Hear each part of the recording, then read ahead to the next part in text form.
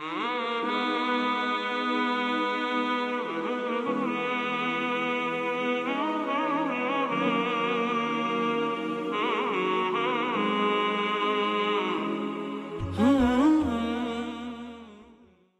think there's a number of challenges that are going to face communities in the next 10 years. The first one is obviously Brexit.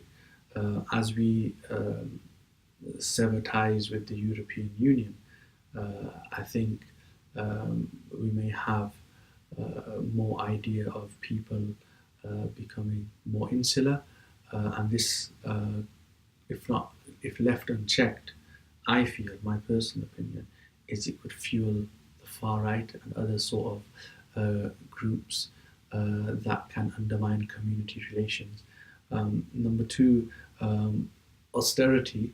We've had a lot of public sector cuts since 2010. There's been 18 billion pounds of cuts, and I think that's also a big challenge for us because as local services get cut and as resources dwindle, there's always a tension between communities about allocation of resources. You know, who has the first pick at social housing, education, healthcare, welfare, and this was something that came up in the report Community Cohesion, earlier reports in 2001, particularly in Oldham, where a lot of the populations were trying to blame each other, saying that the South Asian community is getting preferential treatment in housing and education and welfare, and the South Asian community was saying the white community was getting preference in other areas. So austerity will be